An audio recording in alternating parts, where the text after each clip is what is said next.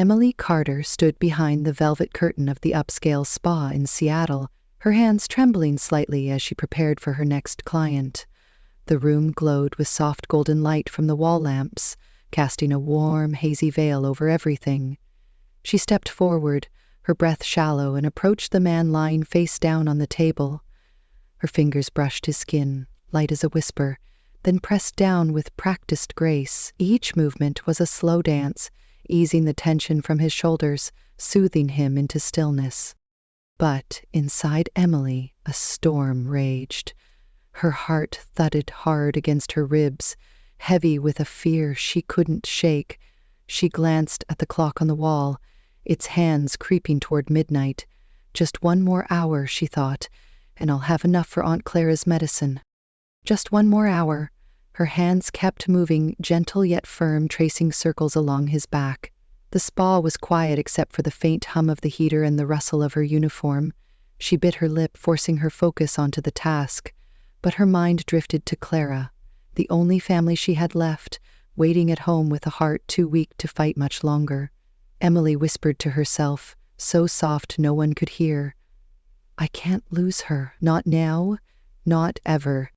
The client left with a nod and a small tip, and Emily sank into a chair in the break room, her apron crumpled in her lap.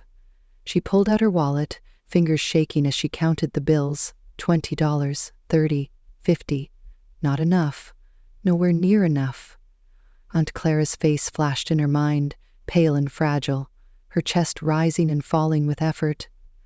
Clara had raised Emily after her parents died in a car accident years ago, giving her a home when the world turned cold. Now Clara's heart was failing, and the pills she needed cost more than Emily could dream of earning. She saw the bottles lined up on their kitchen counter at home, half empty, mocking her. Every night she stayed awake counting pennies, praying she wouldn't have to choose between rent and medicine. Last night Clara had coughed until dawn, and Emily had held her hand, whispering promises she wasn't sure she could keep. "I'll find a way," she'd said, voice breaking. But the way wasn't clear. Her paycheck from the spa barely covered a week's worth of pills, and the bills kept piling up. Emily pressed her palms to her eyes, fighting the sting of tears. She couldn't lose Clara. Not after everything. She was all Emily had left in this world, the one anchor keeping her from drifting into nothingness. The break room door swung open, and Sophie Miller strode in, her heels clicking on the tile. She waved a thick stack of cash, grinning wide. "Another big night," she laughed, fanning the bills like a prize. "One of those VIPs tipped me $1,000 just for a little extra relaxation," she winked, dropping into a chair across from Emily. Emily frowned, her stomach twisting. "Extra relaxation?" she asked, though she knew the answer. Sophie leaned closer, her voice low and teasing. "You know, a few special touches. These rich guys pay thousands for it." She paused, eyeing Emily's stiff posture. "You're too pure for this game, Em, but purity doesn't save anyone." Emily turned away, her cheeks hot, but her gaze lingered on the money. It was more than she made in a month, maybe 2, enough to buy Clara's pills for weeks. She shook her head, trying to push the thought away, but it stuck like a thorn. Sophie smirked, tucking the cash into her purse. "Think about it," she said, standing up. "You've got the looks. The hands. You could rake it in." Emily stayed silent, her fingers tightening around her wallet. She hated the idea, hated what it meant, but the image of Clara's tired smile kept flashing in her mind. Could she do it? Just once. Later that night, Emily pushed open the door to their small apartment. Clara sat on the sofa, a blanket draped over her thin shoulders, her breathing shallow. She looked up, her eyes soft but sunken. Emily dropped her bag and knelt beside her, taking Clara's cold hands. "Don't waste your life on me," Clara whispered, her voice trembling. "You deserve more than this." Emily's throat tightened. She pressed Clara's hands to her cheek, tears spilling over. "You're all I have," she said, her voice fierce and broken. "I'll do anything to keep you here, anything." Clara's lips quivered, but she said nothing more. Emily stood, wiping her face with her sleeve, and helped Clara to bed. As she tucked the blanket around her aunt, a fire sparked in her chest. She wouldn't let Clara slip away, not while she still had strength in her hands and a heart willing to fight. She turned off the light, her resolve hardening like steel. The next night at the spa, Emily adjusted the dim lights, her hands still steady despite the exhaustion pulling at her bones. A new client had booked her, someone who'd asked for her by name. She smoothed her apron and stepped into the room, the air thick with the scent of lavender oil. The man lay face down, his broad shoulders tense under the towel. She pressed her palms into his back, starting her routine, when a voice broke the silence. "You haven't changed, Emily," he said, low and familiar. Her hands froze mid-motion, her breath catching in her throat. That voice. She knew it. Slowly, he turned his head, and her eyes met his. Nathan Sullivan. Nate. Her high school boyfriend, the one who'd walked away when her world fell apart. He sat up, the towel slipping slightly, revealing a chest more defined than she remembered. His dark hair was slicked back, his jaw sharp, and his eyes pierced through her like they had years ago. "I heard you worked here," he said, a faint smile tugging at his lips. "You're still as good as you were back then." Emily stepped back, her heart pounding. "What are you doing here?" she demanded, her voice shaking. Nate stood, towering over her, his presence filling the room. "I came to see you," he said simply. "I've missed you." Her mind raced. Missed her? After he'd left her alone, grieving her parents, with nothing but silence? She clenched her fists, fighting the flood of memories. His laugh, his promises, all shattered when she'd needed him most. Nate's gaze softened, and he took a step closer. "I know I hurt you," he said. "I was a coward back then. But I'm here now to make it right." Emily shook her head, turning to gather her supplies, anything to avoid those eyes. "You can't just walk back into my life," she snapped. "I don't need you." But Nate's hand caught her wrist, gentle but firm. "I know about your aunt," he said, and her stomach dropped. "Clara, how do you know?" she whispered. He released her, pulling a card from his pocket. "I'm not the kid you knew," he said. "I run a tech company now. I have money. Let me help." Emily stared at the card, her pulse racing. "Help? What's the catch?" she asked, voice tight. Nate leaned in, his breath warm against her ear. "Meet me outside work," he said. "Just talk. I'll pay for Clara's medicine if you give me a chance to explain." She pulled away, her mind screaming no, but her heart wavered. She thought of Clara's frail hands, the empty pill bottles. "I'm not promising anything," she said finally, shoving the card into her pocket. "But I'll meet you. Once." Nate nodded, his smile triumphant. "Tomorrow night," he said. "The cafe on Pine Street." She watched him leave, her chest tight with dread and something she refused to name. The next evening, Emily sat across from Nate at the dimly lit cafe, her coffee untouched. He wore a tailored suit, every inch the successful man he'd become, but his eyes still held that boyish spark she'd once loved. "I never stopped thinking about you," he said, leaning forward. "After your parents died, I panicked. I didn't know how to help, so I ran. I've regretted it every day." Emily's fingers tightened around her mug. "You left me when I had nothing," she said, her voice raw. Nate reached for her hand, but she pulled back. "I want to fix it," he said. "Let me take care of Clara. Be with me again." Her resolve cracked, his words stirring old feelings she'd buried deep. They talked for hours, his laughter pulling her in, his touch brushing her arm like it used to. She hated how easy it felt, how her heart softened despite the pain. "I'll think about it," she said at last, standing to leave. But as she turned, Nate grabbed her hand. "There's something you should know," he said, his voice dropping. "I'm engaged." Her world tilted. "Engaged?" she echoed, stepping back. "It's not what you think," he rushed to explain. "My family arranged it. I don't love her, I love you." Emily's eyes burned with tears. "You're engaged? And you're asking me to trust you?" She yanked her hand free, her voice rising. I'm doing this for Clara, not you, she stormed out, the cold night air hitting her like a slap, but his plea echoed in her ears. She couldn't shake the pull of him, not yet. Emily couldn't sleep after that night at the cafe. Nate's words spun in her head, tugging at her heart even as she tried to push them away. She told herself it was just for Clara, just for the money, but when he texted her the next day, "Meet me tonight," her fingers hesitated only a moment before typing yes. They met again at the spa after hours, the golden lights casting long shadows across the room. She massaged his shoulders, her hands trembling as he spoke softly about their past, the late-night talks they'd once shared, the dreams they'd built together. "You were my everything," he said, his voice breaking. "I was a fool to let you go." Emily's resolve weakened with every word, every touch. Soon, their meetings became a routine, stolen moments in quiet corners of the city. A diner at midnight, a park bench under the stars. Each time he paid for Clara's medicine, slipping cash into her bag with a smile, and each time she fell a little deeper. She hated herself for it, for the warmth in her chest when he laughed, for the way her skin tingled when his hand brushed hers. One night, as rain tapped against the spa windows, he pulled her close, his lips finding hers. She kissed him back, lost in the rush of it, the years melting away. "I'll end the engagement," he whispered against her mouth. "I swear it." She wanted to believe him, needed to, even as doubt gnawed at her soul. The illusion shattered a week later.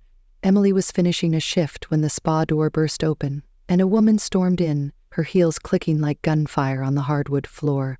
Lauren Hayes stood there, tall and stunning, her blonde hair perfect, her eyes blazing with fury. "So you're the one," she hissed, stepping closer. Emily froze, her towel slipping from her hands. "What are you talking about?" she stammered. Lauren laughed, sharp and cold. "Don't play dumb. I know about you and Nate.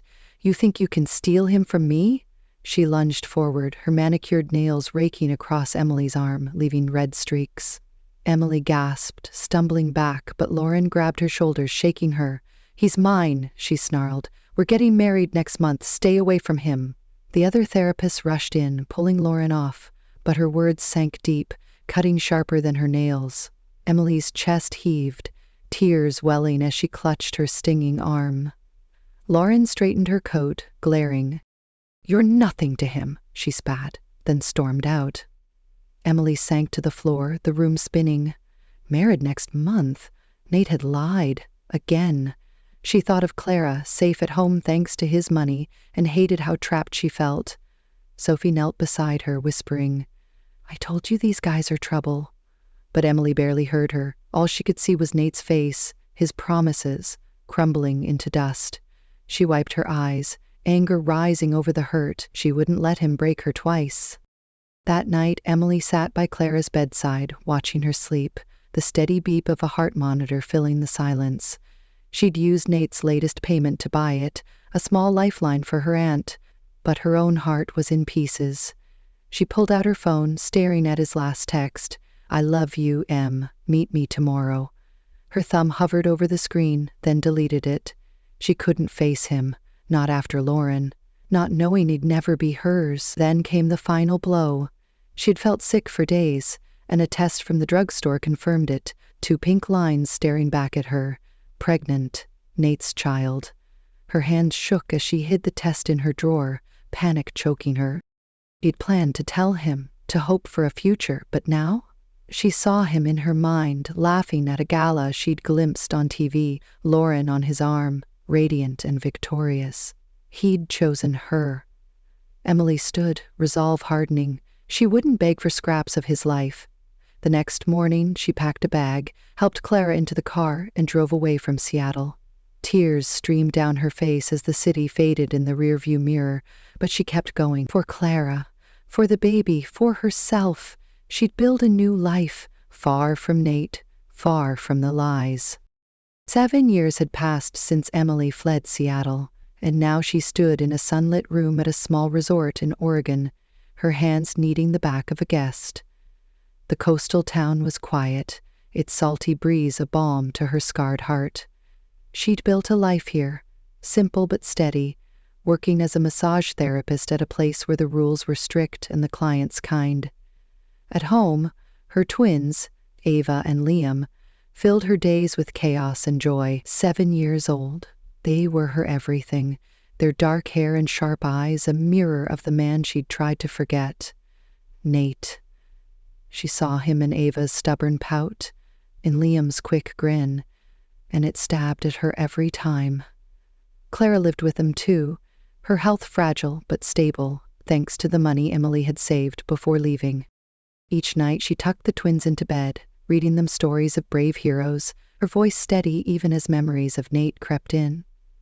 She'd sworn never to look back, to bury the love and the pain, but some nights, alone in the dark, she wondered where he was, if he ever thought of her. The resort was her sanctuary, its wooden walls and ocean views a shield against the past. She told herself she was safe here, that the life she'd left was gone forever, but deep down she knew the past had a way of finding you, no matter how far you ran. One afternoon, as the sun dipped low over the Oregon coast, Emily prepared for her last client of the day. She adjusted the towel on the table, her movements automatic, when the door opened. A man stepped in, tall and broad-shouldered, his face hidden in shadow for a moment. She started her usual greeting, "Hello, welcome to..." but the words died in her throat. Nate Sullivan stood there, older now, his jaw sharper, his eyes deeper, but unmistakably him. He smiled, a flicker of something soft and sad. "Hello, Em," he said, his voice cutting through her like a blade. She stumbled back, her hands gripping the edge of the table. "What are you doing here?" she demanded, her voice trembling. He took a step closer, the air between them crackling. "I've been looking for you," he said, 7 years, "and I finally found you." Emily's heart raced, anger and fear surging up. "You don't get to do this," she snapped. "You don't get to walk back in." Nate's gaze held hers, unwavering. "I never stopped," he said. "I ended things with Lauren that year. I tried to find you, but you were gone." She shook her head, turning away, but he kept talking. "I'm here now. I want to know why you left." She spun back, her eyes blazing. "You had Lauren," she said. "I saw you with her. I wasn't going to be your secret." Nate frowned, confusion crossing his face. "Saw me? What are you talking about?" But Emily didn't answer, her hands already moving to pack her things, desperate to escape his pull. Emily finished the session in silence, her hands mechanical as they pressed into Nate's back. He didn't push her again, just lay there, his breathing steady, but she felt his eyes on her every move. When it was over, he sat up, pulling on his shirt. "I'll be back tomorrow," he said quietly, and left before she could protest. She stood alone in the room, her chest tight, the walls of her safe little world trembling. That night she sat on her porch, the ocean roaring in the distance, and watched Ava and Liam chase fireflies in the yard. Their laughter echoed, pure and bright, but her mind was elsewhere. Nate's return had cracked something open inside her, a flood of longing and rage she'd locked away.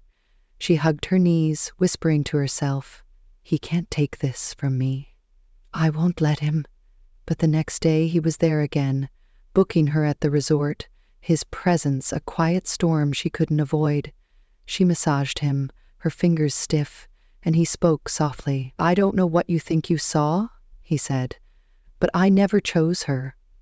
I chose you."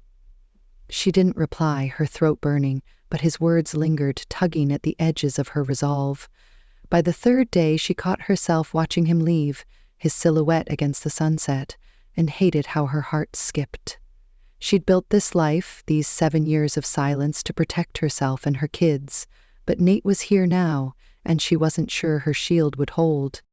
Emily's hands shook as she locked the resort door after her shift, Nate's latest visit still burning in her mind.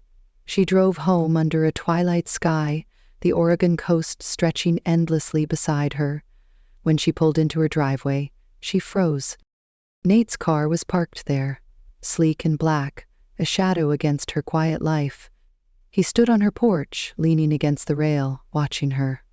"What are you doing here?" she hissed, stepping out, her voice low to keep from waking Clara. Before he could answer, the front door swung open and Ava bounded out, her dark hair bouncing. "Mommy!" she shouted, then stopped, staring at Nate. Liam followed, clutching a toy truck, his sharp eyes narrowing. "Who's he?" he asked, tilting his head. Emily's breath caught, her heart slamming against her ribs. Nate's gaze flicked from her to the twins and his face changed, shock widening his eyes. "Emily," he said, voice hoarse. "They're mine, aren't they?" She grabbed Ava and Liam, pulling them behind her. "Get out," she said, her voice trembling. "You don't belong here." But Nate stepped closer, his hands raised, pleading. "They look just like me," he said. 7 years. You kept them from me?" Emily's eyes burned, tears spilling over. "You had no right to them," she snapped. "Not after everything." Ava peeked out, whispering, "Mommy, why's he mad?" Emily knelt, hugging them tight, her shield cracking under Nate's stare.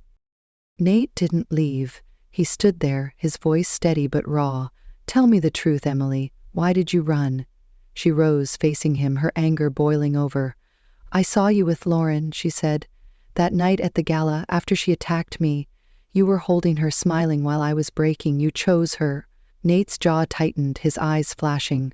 "A gala?" he said, stepping forward. "That was a setup. My parents forced me to go to keep up appearances. I ended it with her that week. I tried to find you, but you were gone." Emily shook her head, disbelief choking her.